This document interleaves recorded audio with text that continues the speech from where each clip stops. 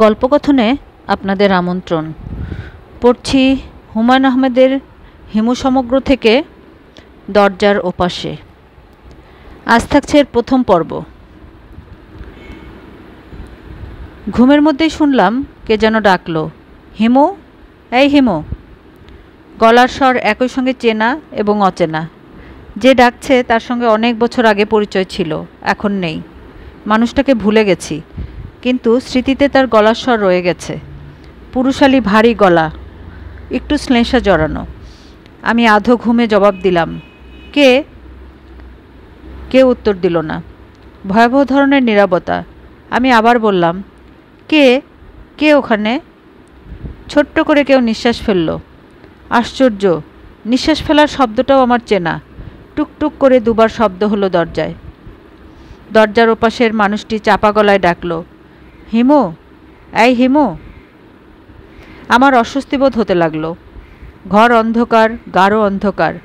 রাতে বৃষ্টি হচ্ছিল বলে দরজা জানলা বন্ধ করে শুয়েছি। রেডিয়াম ডায়ালের টেবিল ঘড়ি ছাড়া আর কিছুই দেখতে পাওয়ার কথা নয়, কিন্তু সব কিছু পরিষ্কার দেখছি। ওই তো দেয়ালের ক্যালেন্ডার দেখা যাচ্ছে, ক্যালেন্ডারের লেখাগুলি পর্যন্ত পড়তে পারছি। এর মানে কি? এটা কি তাহলে স্বপ্ন? পুরো ব্যাপারটা ঘটছে স্বপ্নে? দরজার ওপাশে আসলে কেউ নেই। চেনা এবং অচেনা গলায় আমাকে ডাকছে না।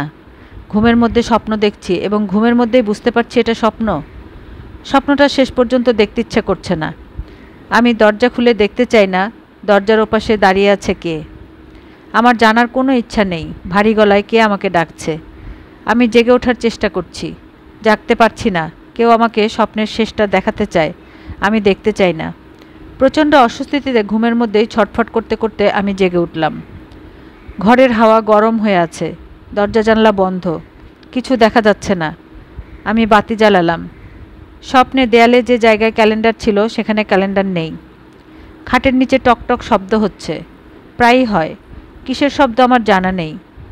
ইঁদুর হবে না, ইঁদুর টকটক শব্দ করে না। আমি হাতড়ে হাতড়ে দরজা খুললাম। ভোর হয়েছে, আলো হয়ে আছে চারদিক। আমার দরজা জানলা বন্ধ ছিল বলেই ঘর হয়েছিল অন্ধকার। বারান্দায় এসে দেখি পাশের ঘরে বায়েজিদ সাহেব বারান্দায় দাঁড়িয়ে দাঁত মাজছেন।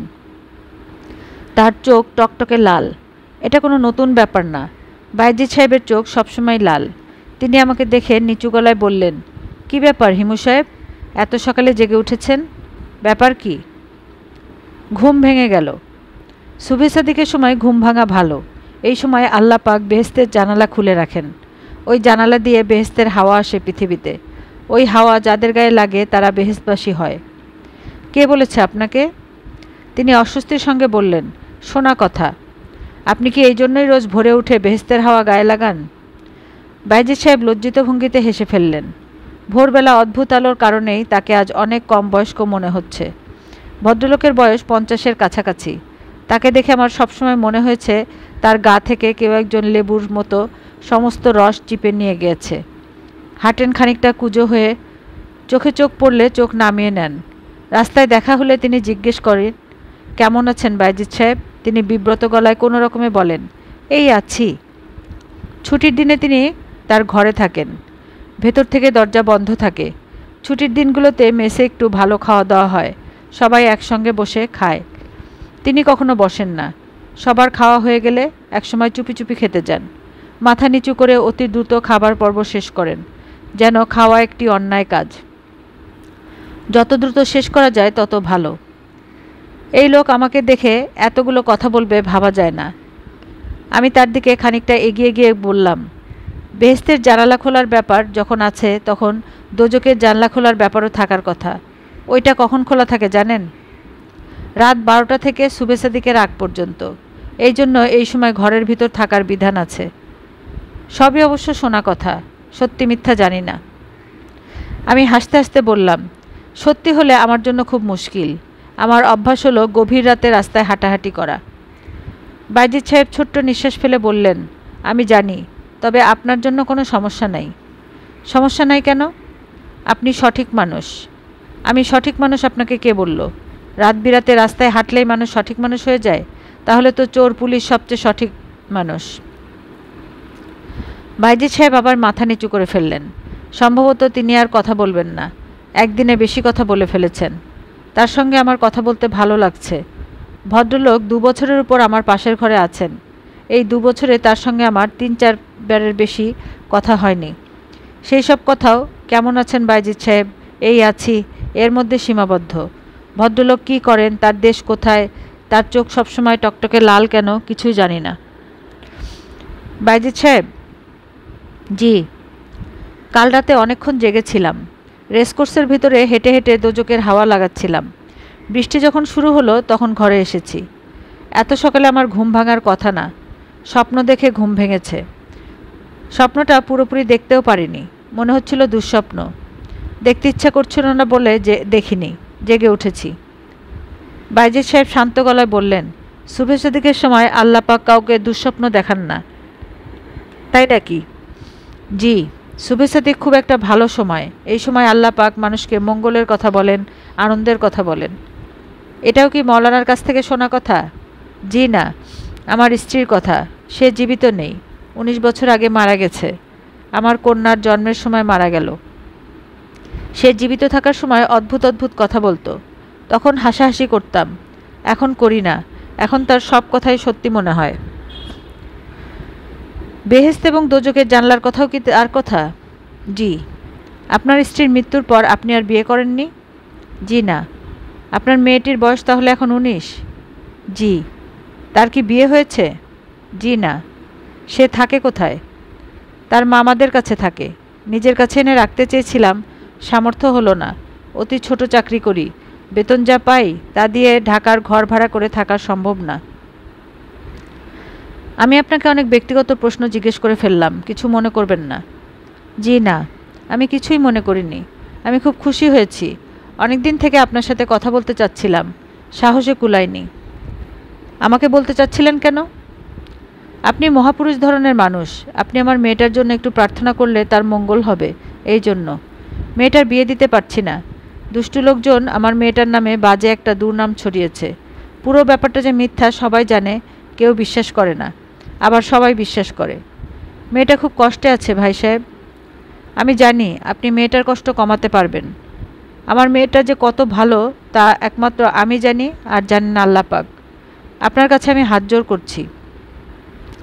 বাইজিদ সাহেব সত্যি সত্যি হাত জোড় করলেন। আমি বিব্রত গলায় বললাম, ভাই, আপনি আমার হলুদ পাঞ্জাবি, লম্বা দাড়িগোঁফ দেখে বিভ্রান্ত হয়েছেন। আপনার দোষ নেই, অনেকেই হয়।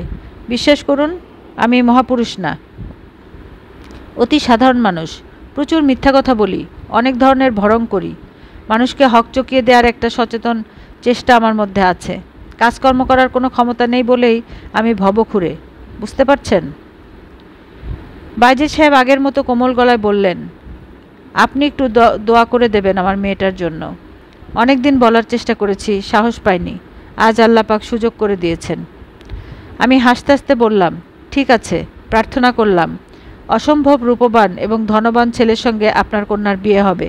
তারা দুজনে মিলে ঘুরবে দেশ থেকে দেশান্তরে। বাইজিদ সাহেব ক্ষীণ গলায় বললেন, আপনার অসীম শুক্রিয়া। আমি দীর্ঘ নিঃশ্বাস ফেলে মহাপুরুষদের মতোই গম্ভীর ভঙ্গিতে নিচে নেমে গেলাম। ভালো যন্ত্রণা হয়েছে। আমার অলৌকিক ক্ষমতাধর মনে করে এমন লোকের সংখ্যা দ্রুত বেড়ে যাচ্ছে। একটা আশ্রম টাশ্রম খুলে বসার সময় বোধহয় হয়ে এসেছে। কমন বাথরুম নিচে, এত ভোরে কেউ ওঠেনি, বাথরুম খালি পাওয়া যাবে। কল ছেড়ে কিছুক্ষণ মাথা পেতে বসে থাকব। তারপর পরপর 3 কাপ চা খেতে হবে। রাতে ঘুম না হয় মাথা জাম হয়ে আছে। চা খেয়ে রফিকের বাসায় একবার যেতে হবে। সে গত 1 সপ্তাহ ধরে 2 দিন পর পর আমার কাছে আসছে, কখনো দেখা হচ্ছে না। সে এমন সময় আসে যখন আমি থাকি না। তার ব্যাপারটি কি কে জানে। বাথরুমের বেসিন অনেক দিন ধরে ভাঙা, আজ দেখি নতুন বেসিন, বেসিনের উপর নতুন আয়না। মেসের মালিক বসিরউদ্দিন সাহেব খরচের চূড়ান্ত করেছেন বলে মনে হচ্ছে। বেসিনের কাছে না গিয়েও বলতে পারছি কোনো রিজেক্টেড বেসিন বসিরউদ্দিন সাহেব কুড়িয়ে এনে ফিট করে দিয়েছেন। আয়নাটাও হবে ঢাকা শহরের সবচেয়ে সস্তা আয়না। মুখ দেখা যাওয়ার কোনো কারণ নেই। আয়না দেখলেই আমার কাছে দাঁড়াতে ইচ্ছা করে, খুবই ক্ষুদ্র ইচ্ছা এবং নির্দোষ ইচ্ছা। তবে অতি ক্ষুদ্র ইচ্ছাকে প্রশ্রয় দিতে নেই। একবার প্রশ্রয় দেওয়া শুরু করলে সব ইচ্ছাকেই প্রশ্রয় দিতে ইচ্ছা করবে। যে মানব সন্তান ক্ষুদ্র কামনা জয় করতে পারে সে বৃহৎ কামনাও জয় করতে পারে। এই মহৎ বাণী আমার বাবার। চামড়ায় বাঁধানো ৩২১ পৃষ্ঠার একটা খাতায় তিনি এইসব বাণী মুক্তার মতো গোটা গোটা হরফে লিখে রেখে গেছেন। পুরো খাতাটাই হয়তো ভরে ফেলার ইচ্ছা ছিল, সময় পাননি। মাত্র ৪ দিনের নোটিশে তাকে পৃথিবী ছাড়তে হলো। জ্বর হলো, জ্বরের চতুর্থ দিনে বিস্ময় এবং দুঃখ নিয়ে তাকে বিদায় নিতে হলো। আমাকে হতাশ গলায় বললেন, আসল কথা তোকে কিছুই বলা হলো না, অল্প কিছু লিখেছি, এতে কিছুই হবে না। তিনি ১৮ পৃষ্ঠা পর্যন্ত লিখেছেন। কিছু কিছু বাণী লেখার পরও কেটে ফেলা হয়েছে, তার পছন্দ হয়নি। বাণীর মধ্যেও ভেজাল আছে। এরকম একটা ভেজাল বাণী হলো, হে মানব সন্তান, সুখের স্বরূপ নির্ধারণের চেষ্টা করো। যে সুখের স্বরূপ জেনেছে সে দুঃখ জেনেছে। দুঃখের বাস সুখের মাঝখানে। এই বাণ লাল কালি দিয়ে কেটে তার নিচে বাবা লিখেছেন, ভাব অস্পষ্ট ও ধোয়াটে। কলের নিচে মাথা পেতে মনে হলো, জগৎ সংসারের সবটাই কি অস্পষ্ট ও ধোয়াটে নয়? স্বপ্নকে আমরা অস্পষ্ট বলি, বাস্তবে কি স্বপ্নের চেয়েও অস্পষ্ট নয়? শুধু মাথা ভেজানোর জন্য গিয়েছিলাম, পুরো শরীর ভিজিয়ে ফেললাম। আরাম লাগছে, একটু শীতভাব হচ্ছে, আরামদায়ক শীতভাব, অর্থাৎ আমি সুখ পাচ্ছি। এই সুখের স্বরূপ জানলেই দুঃখ কী তা জেনে ফেলব। ভেজাল বাণী তাই বলেছে। চোখ বন্ধ করে কলের নিচে মাথা পেতে আছি। সারাদিন এভাবে বসে থাকলে কেমন লাগবে? চোখ বন্ধ থাকায় বৃষ্টির মতো লাগছে, মনে হচ্ছে আষাঢ় মাসে মুষল বর্ষণে গা পেতে আছি। মেসের ঠিকা ঝি ময়নার মার কথা কানে না এলে কল্পনা আরও ফেলানো যেত। ময়নার মা চলে এসেছে। সে কথা না বলে এক মুহূর্ত থাকতে পারে না। আশেপাশে কেউ নেই, কথা বলছে বাসনগুলোর সঙ্গে। মানুষের সঙ্গে কথা বললে তেমন কৌতূহলী হতাম না, বাসনকোসনের সঙ্গে কথা বলছে বলেই কৌতূহলী হয়ে শুনতে ইচ্ছা হচ্ছে।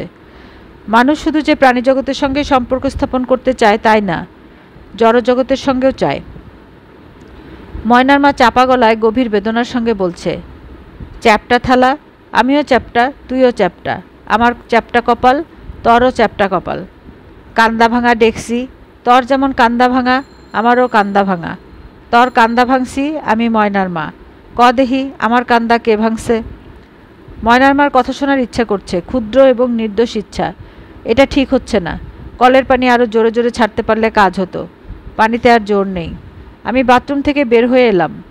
ময়নার মা আমাকে দেখে লম্বা ঘোমটা দিল। ঘোমটার আড়াল থেকে বলল, আব্বার শরীর ভালো? সে গোড়া থেকেই আব্বা ডাক ধরেছে, নিষেধে কাজ হয়নি। ভালো। তুমি কেমন আছো ময়নার মা? আমি হইলাম আপনার কান্দা ভাঙা ড্যাগ। আপনার মাথার দরদ কমছে? কয়েকদিন হচ্ছে না। বদ্যিগ্রামের একখান তেল আছে, মাথার দরদে খুব আরাম। আপনারে আয়না দিমু। আচ্ছা দিও। দেশের বাড়িত কেউ নাই, যাওয়া পড়ে না, আপনার জন্যে যামু। আমি চুপ করে রইলাম। আমার দিক থেকে কোনো সাড়া পেলে সে কথা বলা থামাবে না। মাথার দরদ ভালো জিনিস না। ময়নার বাবা মরল মাথার দরদে। ফাল্গুন মাসে আমার প্রথম বলল, আজ কাজে যাবো না, মাথার মধ্যে দরদ। আমি কইলাম, এইটা কেমন কথা? মাথার মধ্যে দরদ হইছে বইলা কাম কামাই করবেন? যান কামে যান। তা ধরেন মানুষটা গেল। ময়নার মার এই গল্প আগেও কয়েকবার শোনা, আবারও শুনতে ইচ্ছা হচ্ছে। ভেজা কাপড়ে দাঁড়িয়ে গল্প শুনছি, শুনতে মোটেও ইচ্ছা করছে না। গল্পটা আবার বলতে পেরে সে যতটা আনন্দ পাচ্ছে আমি ঠিক ততটাই বিরক্ত হচ্ছি। সব মিলে সমান সমান। রফিকের কাছে যাব বলে ভেবেছিলাম, তার প্রয়োজন হলো না। ভেজা কাপড়ে দোতলায় উঠে দেখি রফিক বারান্দার রেলিং ধরে দাঁড়িয়ে আছে। অত্যন্ত সুপুরুষ একজন মানুষ। আমার ধারণা সে ছেঁড়া শার্ট গায়ে দিয়ে দাঁড়িয়ে থাকলেও তাকে রাজপুত্রের মতো লাগবে। সে শেভ করেনি, মুখে খোঁচা খোঁচা দাড়ি, তারপরেও এত সুন্দর দেখাচ্ছে। আমি আনন্দিত গলায় বললাম, কি খবর রফিক? রফিক একবার আমার দিকে তাকিয়েই চোখ সরিয়ে নিল, জবাব দিল না, চুপ করেই রইল। প্রশ্ন করলে সে কখনো জবাব দেয় না। আগে কিছুটা দিত, ইদানিং একেবারেই দিচ্ছে না। ব্যাপারটা যত অস্বাভাবিক মনে হচ্ছে আসলে তত অস্বাভাবিক না।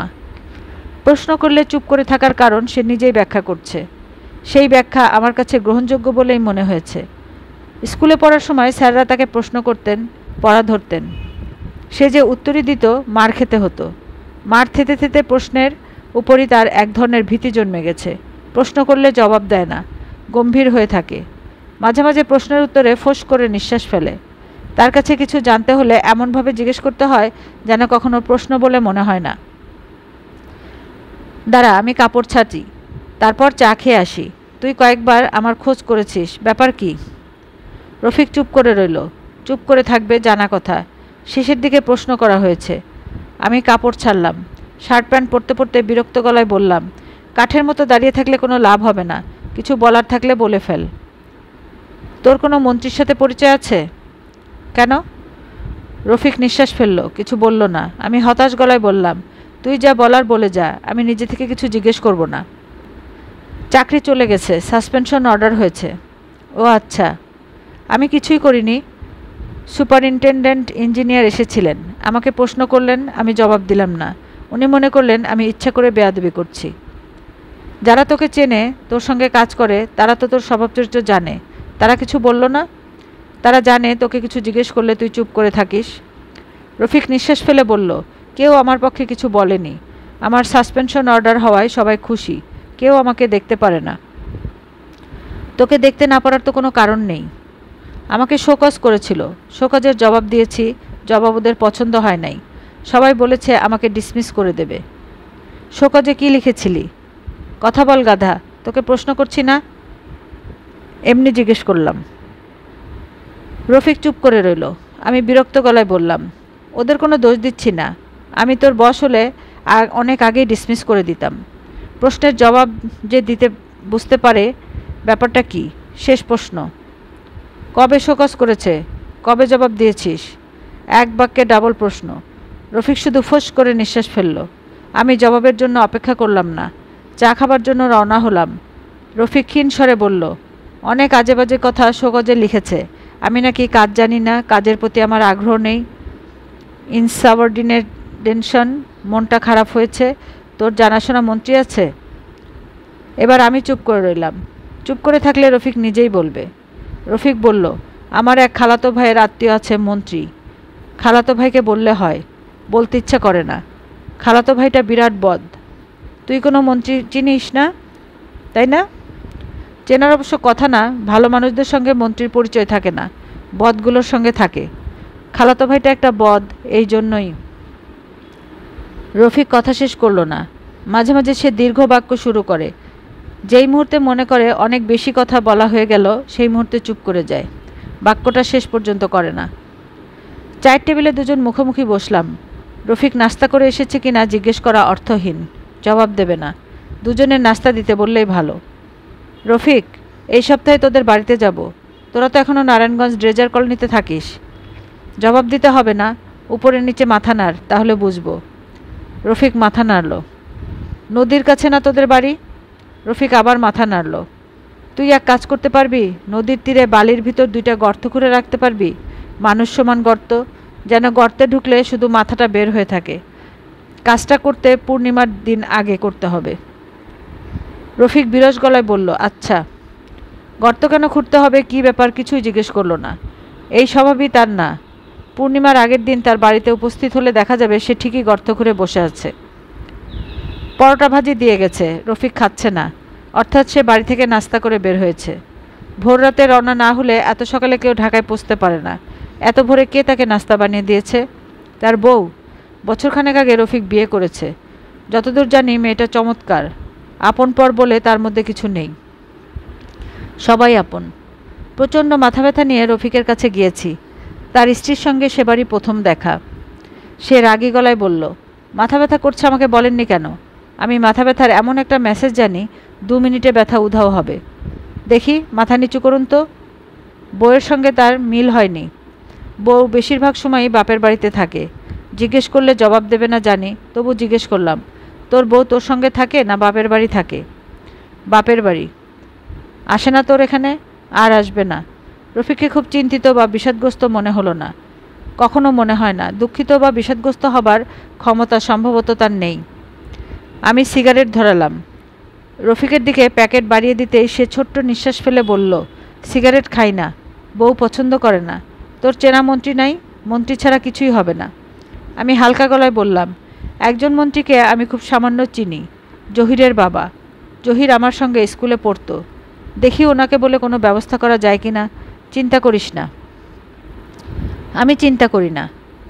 তবে সমস্যা কি জানিস, আমি একটা কোনো কথা বললেই তো মন্ত্রী শুনবে না।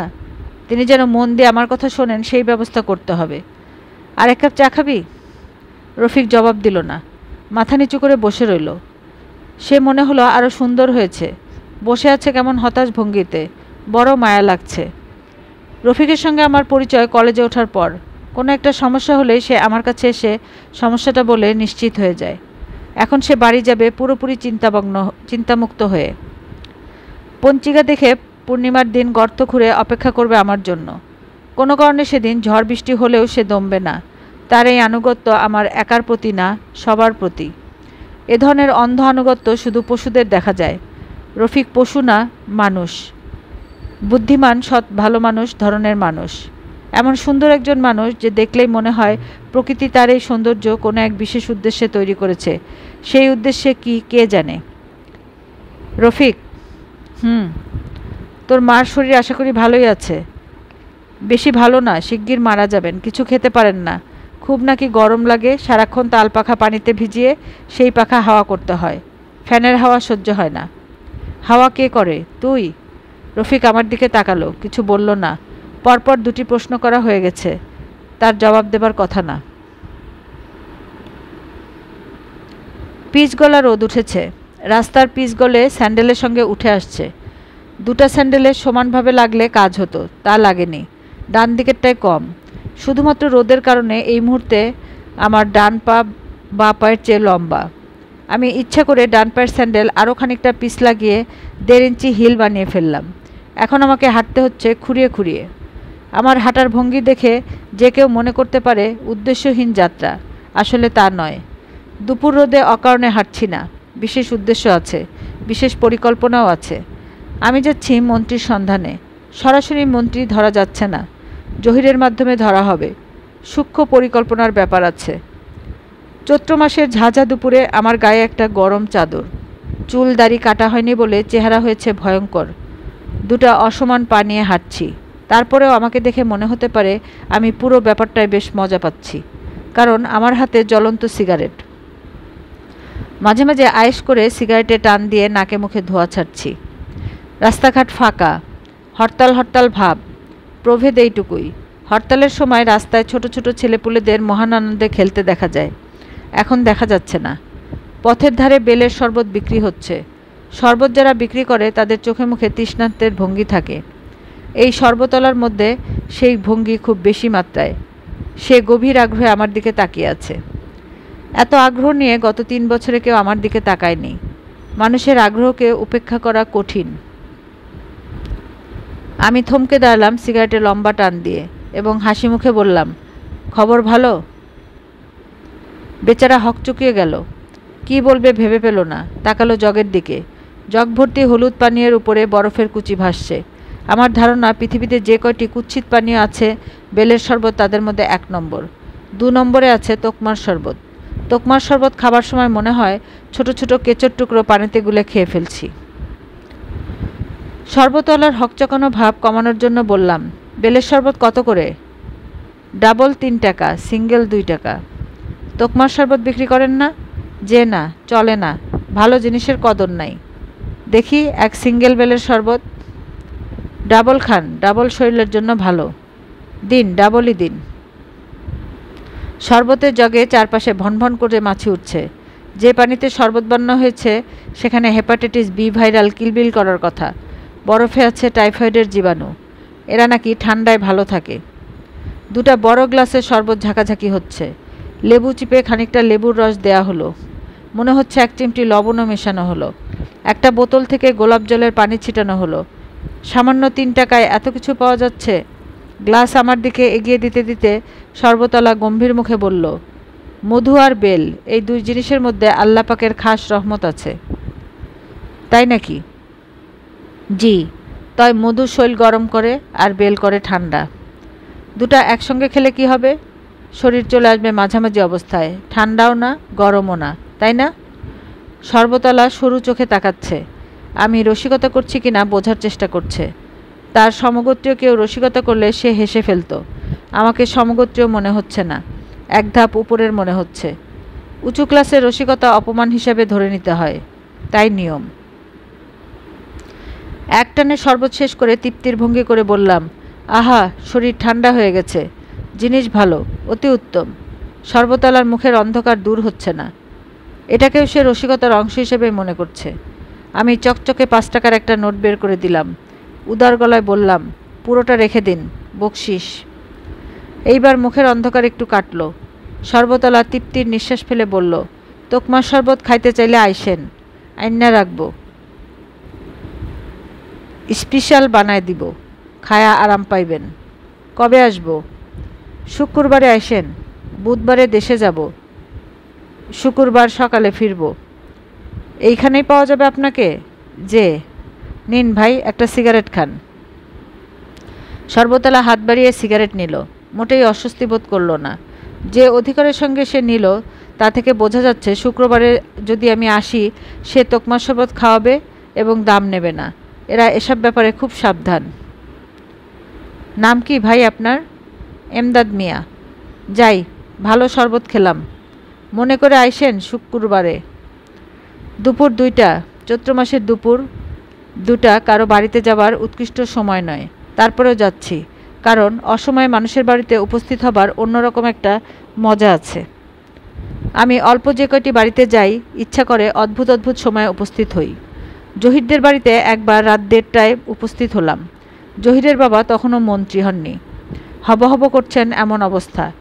কলিং বেল শুনে হবু মন্ত্রী ব্যারিস্টার মোবারক হোসেন ভীত মুখে নিজেই নেমে এলেন। তার সঙ্গে তার স্ত্রী, 2জন কাজের লোক। তিনি হতভম্ব হয়ে আমার দিকে তাকিয়ে বললেন, কে? হু আর ইউ? আমি বিনীতভাবে বললাম, আমার ডাকনাম হিমু, ভালো নাম হিমালয়।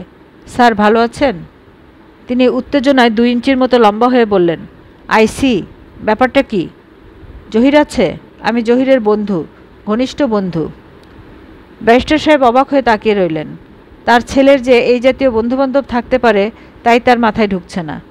অধিক শোকে প্রস্তুতিভূত অবস্থা। তুমি জহিরের বন্ধু? জি চাচা, খুবই ঘনিষ্ঠ বন্ধু। আমরা ঢাকা কলেজে একসঙ্গে পড়েছি। I see. আমি মুখের বিনয়ী ভাব সারা শরীরে ছড়িয়ে দিয়ে ব্যারিস্টার সাহেবের স্ত্রীর দিকে তাকিয়ে বললাম, চাচি ভালো আছেন? উনি সঙ্গে সঙ্গে একটু দূরে সরে গেলেন। জহিরের বাবা বললেন, এত রাতে কী ব্যাপার? ওর সঙ্গে অনেক দিন দেখা হয় না, পাশ দিয়ে যাচ্ছিলাম, ভাবলাম দেখা করে যাই। রাত কটা বাজে জানো? জি না। 1:40। রাত 1:40-এ কেউ কারোর বাড়িতে অকারণে আসে আমার জানা ছিল না। অকারণে আসেনি স্যার, অনেক দিন দেখা হয় না। ও ভালো আছে তো? হ্যাঁ ভালো আছে। তোমার নাম কি যেন বললে? এভারেস্ট? জি না, এভারেস্ট না, হিমালয়। বাবা শখ করে রেখেছিলেন, ওনার ইচ্ছে ছিল আমি হিমালয়ের মতো হই। হা হা হা। শোনো হিমালয়, এখন বাসায় যাও। আমার ধারণা তুমি নেশা টেশা করে এসেছো। নেশাগ্রস্ত মানুষের সঙ্গে হইচই করে লাভ নেই বলে চুপ করে আছি।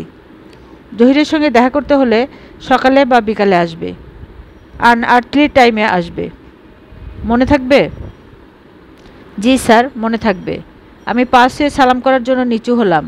দুজনেই খানিকটা সরে গেলেন। ঠিক তখন, কার সঙ্গে কথা বলছো মা? বলতে বলতে জহিরের ছোট বোন তিতলি এসে দাঁড়ালো। আমি হাসি মুখে বললাম, তিতলি ভালো আছো? এখনও ঘুমাওনি? 1:40 বাজে। তিতলিও তার বাবা মার মতো কিংবা তাদের চেয়েও বেশি রকম চমকালো, কারণ সে আমাকে চেনে না, দেখেনি কোনো দিন। আমি জহিরের কাছ থেকে ওর নাম জানি। চেহারায় মিল দেখে আন্দাজে তিতলি বললাম, একটা পুরো পরিবারকে হক চুকিয়ে দেবার মধ্যে আনন্দ আছে। জহিরদের পরিবার নিয়ে এই জাতীয় আনন্দ আরও কয়েকবার পাওয়ার ইচ্ছা ছিল, তা সম্ভব হয়নি, কারণ ওই ঘটনার 6 মাসের মধ্যে জহিরের বাবা মন্ত্রী হয়ে গেলেন। কিছু কিছু লোক মন্ত্রী কপাল নিয়ে জন্মায়। জিয়া, এরশাদ, যেই থাকুক, এরা মন্ত্রী হবেই। জহিরের বাবা এরকম একজন ভাগ্যবান মানুষ। মন্ত্রীদের বাড়ি রাত 1:30 বা 2টোর সময় যাওয়া সম্ভব না। সঙ্গে সঙ্গে পুলিশ অ্যারেস্ট করে থানায় নিয়ে বাঁশডলা দেবে। দুপুরের দিকে যাওয়া যায়, এই সময় দর্শনার্থীর ভিড় থাকে না। তবে দুপুরে ঢুকলেও সরাসরি বাড়িতে যাওয়া যায় না, গেটে পুলিশের কাছে স্লিপ দিতে হয়। সেই স্লিপ একজন ভিতরে নিয়ে যায়। নিয়ে যাওয়ার কাজটা করে নিতান্তই অনিচ্ছায়, যেন সে হাঁটা ভুলে গেছে। হাঁটি হাঁটি পা পা করে নতুন হাঁটা শিখছে। জহিরের আচার আচরণ ভাবভঙ্গি কোনোটাই মন্ত্রীর ছেলের উপযোগী নয়, কোনো কালেও ছিল না। বহিমিয়ান ধরনের ছেলে, ঘর পালানো রোগ আছে। কোনো কারণ ছাড়াই দেখা যাবে হঠাৎ একদিন হাঁটা ধরেছে। কোনো বাড়ি নিচ থেকে ফেরে না, লোকজন পাঠিয়ে ধরিয়ে আনতে হয়, পত্রিকায় বিজ্ঞাপন দিতে হয়। তবে বছর কয়েকের মধ্যে পালায়নি, রোগ সম্ভবত সেরেছে। তাকে দেখলাম গেটের পুলিশ দুজনের সঙ্গে জমিয়ে আড্ডা দিচ্ছে, মুখ ভর্তি পান, চিবুক গড়িয়ে পানের রস পড়ছে। আমি কোনো একটা মজার গল্পের মাঝামাঝি উপস্থিত হলাম। পুলিশ দুজন অত্যন্ত সন্দেহজনক দৃষ্টিতে আমাকে দেখতে লাগলো। চাদর গায়ে মন্ত্রীদের বাড়ির আশেপাশে ঘোরাঘুরি করা সম্ভবত নিষেধ। দুজন পুলিশই তীক্ষ্ণ দৃষ্টিতে আমার দিকে তাকিয়ে আছে। জহির পানের পিক ফেলে উঠে দাঁড়ালো, আমাকে হাত ধরে রাস্তার ওপাশে নিয়ে নিচু গলায় বলল, কী কাজে এসেছিস চট করে বলে যা দোস্ত। বাবা এসে যদি দেখে বারান্দায় দাঁড়িয়ে আড্ডা দিচ্ছি সর্বনাশ হয়ে যাবে। পুলিশের সঙ্গে মাঝে মধ্যে আড্ডা দিই, এতেই বাবা সারাক্ষণ 99 হয়ে থাকে। বাড়িতে তোর পজিশন পুলিশের চেয়েও খারাপ। মন্ত্রী হবার পর বাবার মেজাজ যা হয়েছে, আমাকে দেখতেই পারে না। শুল কিভাবে বানাতে হয় এই কায়দা জানা থাকলে বাবা নিজেই কাঠমিস্ত্রি ডাকিয়ে একটা শুল বানিয়ে রাখত। সকাল বিকাল আমাকে শুলে চড়াতো। লাইফ ফেল হয়ে যাচ্ছে দোস্ত। বাসায় তোর অবস্থা তাহলে কাহিল? কাহিল বলে কাহিল, গন অবস্থা। কাজকর্ম কিছু করছিস? কাজকর্ম জানি যে করব। কাগজে কলমে এক প্লাস্টিক কোম্পানির অ্যাডভাইজার, মাসে 10,000 টাকা দিয়ে যায়, তাও আমার কাছে না, বাবার কাছে। তুই প্লাস্টিক কোম্পানির অ্যাডভাইজার? কি অ্যাডভাইস করিস?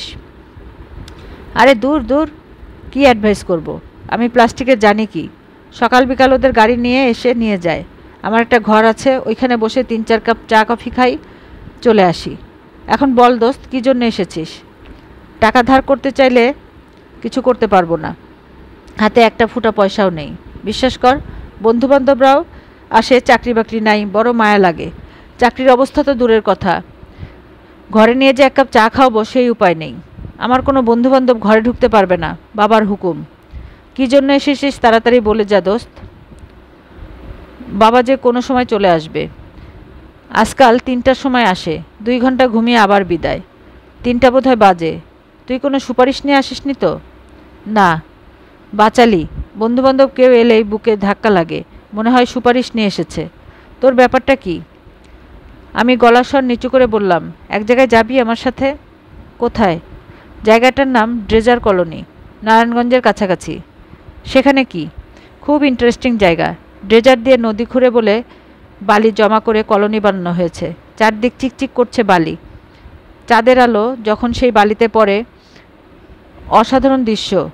আজ আবার পূর্ণিমা পড়ে গেল। বলিস কি? জহিরের চোখ চকচক করতে লাগলো। আমি সিগারেট ধরাতে ধরাতে বললাম, ইন্টারেস্টিং একটা প্ল্যান করে রেখেছি। রফিককে তো চিনিস, ও থাকে ড্রেজার কলোনিতে।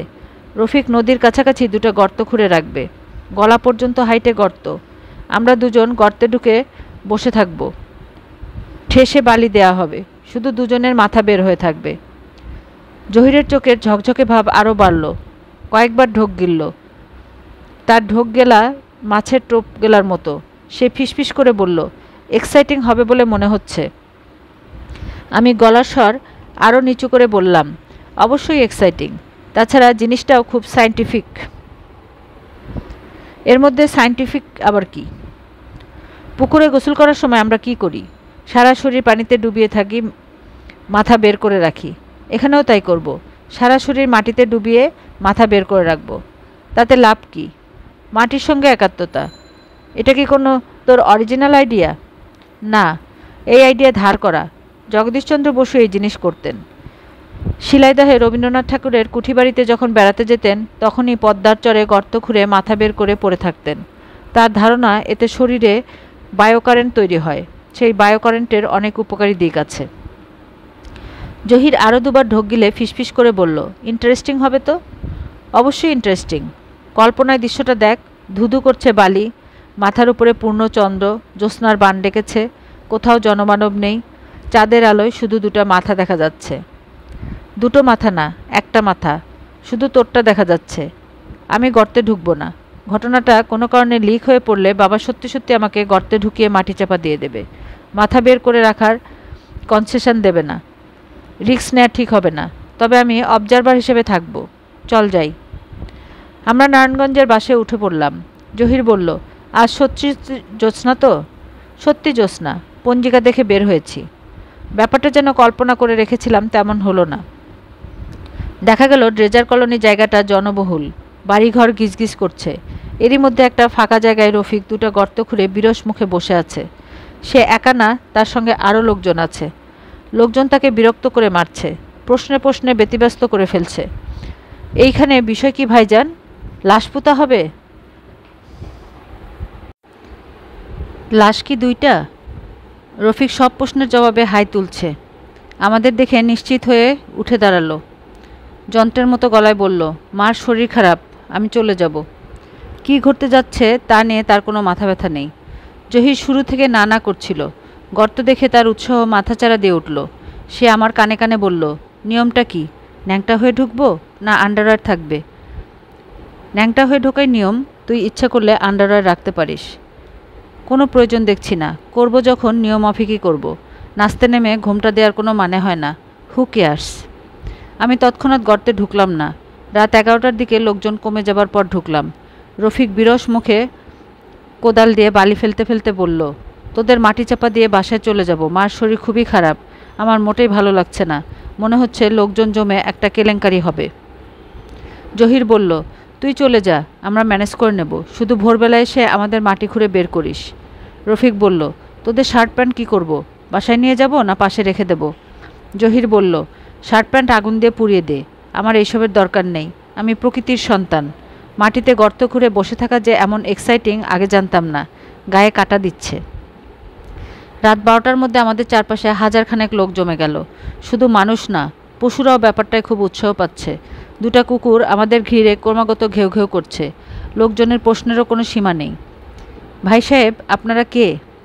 এইখানে কি করতেছেন? জিন্দা কবর নিয়েছেন? আপনারা থাকেন কোথায়? আমি কোনো প্রশ্নের জবাব দিচ্ছি না, তবে জহির প্রতিটি প্রশ্নের জবাব দিচ্ছে। উচ্চ শ্রেণীর দার্শনিক জবাব। রাত 1টার দিকে মনে হলো পুরো নারায়ণগঞ্জের মানুষ জড়ো হয়েছে। বিকট হইচই। জহির বলছে, আপনারা হইচই করছেন কেন?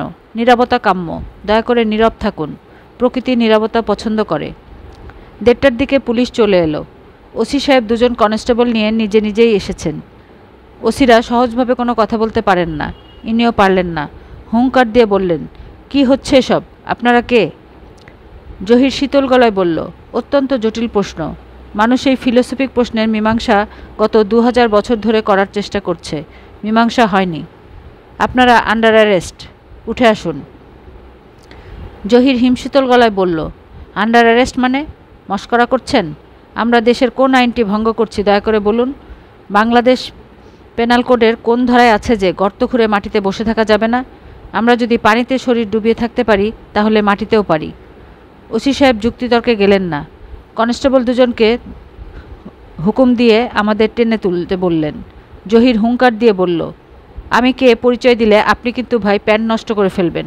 প্যান্ট পাঠাতে হবে ধোপার কাছে, ডবল চার্জ নেবে। ওসি সাহেব সেপাইকে বললেন, এই পাগলার গালে একটা চড় দাও।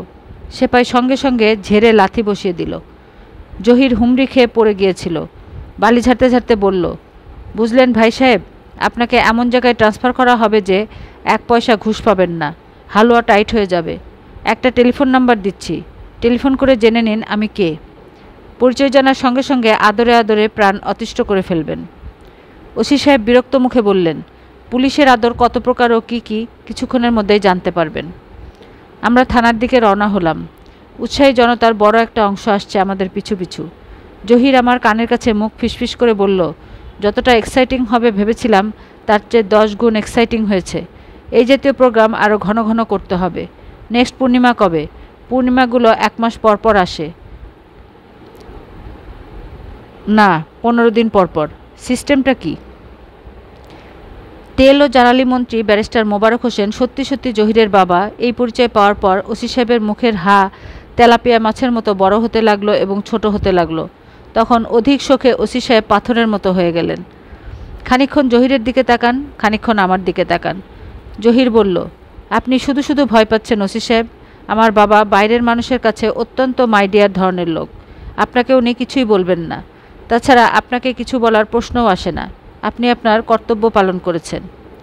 এর উত্তরে ওসি সাহেব চাপা গলায় বিড়বিড় করে কি যেন বললেন, যার কিছুই বোঝা গেল না। জহির বলল, ওসি সাহেব চা খাওয়াতে পারেন? এতে ওসি সাহেবের হতভম্ব ভাব গেল না। সেকেন্ড অফিসার লাফ দিয়ে উঠে দাঁড়িয়ে বললেন, এক্ষুনি চা কেক নিয়ে আসছি স্যার, এক্ষুনি আনছি। জিলাপি খাবেন? এখানে গরম গরম জিলাপি পাওয়া যায়। জহির বলল, জিলাপি খাওয়া যায়। আপনারা কেউ যদি কাইন্ডলি রফিকের বাসা থেকে আমাদের কাপড়গুলো এনে দেন তাহলে খুব ভালো হয়। বাবা এসে যদি দেখেন আমরা আন্ডারওয়্যার পরে থানায় বসে আছি, উনি কিছুটা বিরক্ত হতে পারেন। মন্ত্রী মানুষ তো সামান্যতেই বিরক্ত হন। সেকেন্ড অফিসার বললেন, আমি ব্যবস্থা করছি। স্যার আপনার গা ধুয়ে নেন, শরীর ভর্তি বালি, বাথরুমে সাবান আছে। গা ধোয়ার আগেই তেল ও জ্বালানি মন্ত্রী ব্যারিস্টার মোবারক হোসেন উপস্থিত হলেন, সঙ্গে তার পিএ, দুজন পুলিশ গার্ড। মোবারক হোসেন সাহেব হতভম্ব হয়ে তাকিয়ে রইলেন আমাদের দিকে। আমি বললাম, স্যার ভালো আছেন? তিনি জবাব দিলেন না। মনে হচ্ছে তিনিও ওসি সাহেবের মতো অধিক শোকে পাথর হয়ে পড়েছেন। সমস্ত থানা জুড়ে এক ধরনের আতঙ্ক। পুলিশটা সব অ্যাটেনশন হয়ে আছে। ব্যারিস্টার সাহেব ওসি সাহেবের দিকে তাকিয়ে বললেন, এরা কি করেছিল বললেন? গর্ত করে বসেছিল? জি স্যার, শুধু মাথা বের হয়েছিল। আমি খবর পেয়ে দুজন কনস্টেবল নিয়ে উপস্থিত হলাম। I C.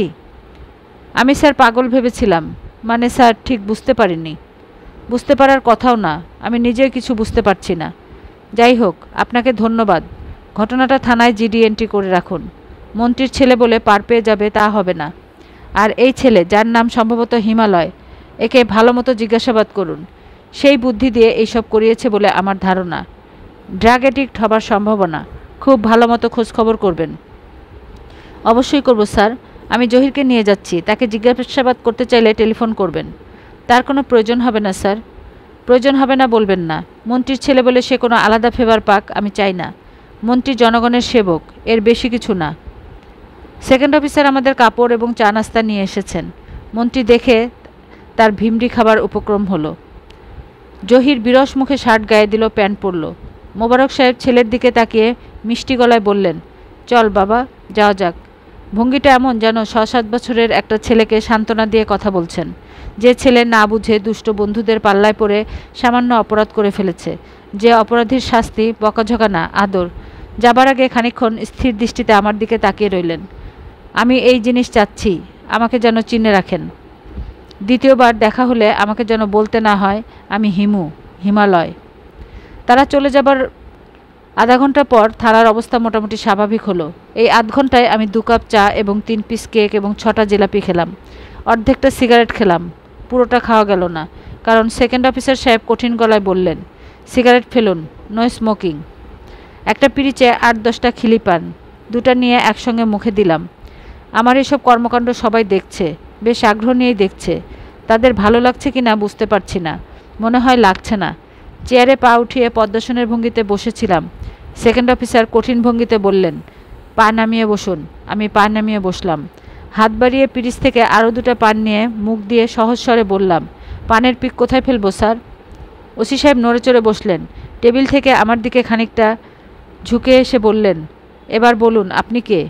আমার নাম হিমালয়, ডাকনাম হিমু। কি করেন? কিছু করি না। কিছু যে করেন না তা বুঝতে পারছি। এটা বোঝার জন্য শার্লক হোমস হতে হয় না। থাকেন কোথায়? একটা মেসে থাকি।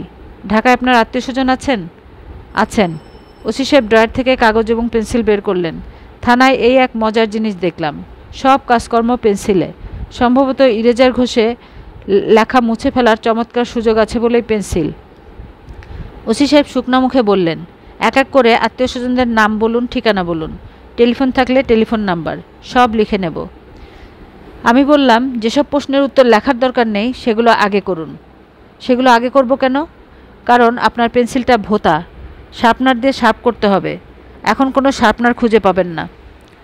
ওসি সাহেব পেন্সিলের দিকে তাকালেন। পেন্সিলটা সত্যি ভোঁতা। তিনি অত্যন্ত গম্ভীর মুখে শার্পনার খুঁজতে লাগলেন। খুঁজে পাওয়া গেল না। ড্রয়ার ঘাটাঘাটি করা হলো, ফাইলপত্র উল্টানো হলো, শার্পনার নেই। ওসি সাহেব একা না, অন্যরাও শার্পনার খোঁজায় যোগ দিল। ওসি সাহেব গর্জনের মতো শব্দ করে বলতে লাগলেন, একটা পুরনো ব্লেড ছিল, সেটা গেল কই? এত বিশৃঙ্খলা, এত বিশৃঙ্খলা। আমি বললাম, একটা বল পয়েন্ট দিয়ে লিখলে কি চলে? তিনি ক্ষুব্ধ দৃষ্টিতে তাকালেন, যেন এমন অদ্ভুত কথা তিনি তার ওসি জীবনে শোনেননি। এসব ক্ষেত্রে সাধারণত এরকমই হয়। আমি জানি যতক্ষণ পর্যন্ত এই শার্পনার না আসবে ততক্ষণ পর্যন্ত সব কাজকর্ম বন্ধ থাকবে। একজন কাউকে দোকানে পাঠিয়ে একটা শার্পনার আনিয়ে নিলেই হয়, তা আনা হবে না। খোঁজা চলতেই থাকবে এবং সবার রাগ বাড়তে থাকবে, ধমকাধমকি হতে থাকবে। হোটেল থেকে একটা ছেলে টিফিন ক্যারিয়ারে কী যেন নিয়ে এসেছে। রাত প্রায় শেষ হতে চলল। এ সময় খাবার কার জন্য? ওসি সাহেব নিতান্ত অকারণে তার উপর ঝাঁপিয়ে উঠলেন। এই হারামজাদা, হাঁ করে দাঁড়িয়ে আছিস কেন? এটা কি রং দেখার জায়গা? কেউ আমার দিকে লক্ষ্য করছে না, কাজে আবার পা উঠিয়ে বসা যাক। ওসি সাহেব আমার দিকে তাকালেন। বলুন, আপনি কি করেন? আগে একবার বলেছি কিছু করি না, ঘুরে বেড়াই। কোথায় ঘুরে বেড়ান? পথে ঘাটে ঘুরি। ভবঘুরে? তা বলতে পারেন। দেশে ভবঘুরে আইন বলে যে একটা আইন আছে, তা কি জানেন? এই আইনে ভবঘুরেদের ধরে জেলে ঢুকিয়ে দেওয়া যায়। আজকের পর্বের এখানেই সমাপ্তি। গল্প শুনতে ভালো লাগলে সাবস্ক্রাইব করে বেল বাটনটা অন করে রাখুন। আর অন্যদের যাতে গল্প শোনার অভ্যাস হয় সেজন্য বেশি বেশি করে শেয়ার করুন। আর ভালো লাগলে অবশ্যই লাইক দিতে ভুলবেন না। ভালো থাকুন, সুস্থ থাকুন। আল্লাহ হাফেজ।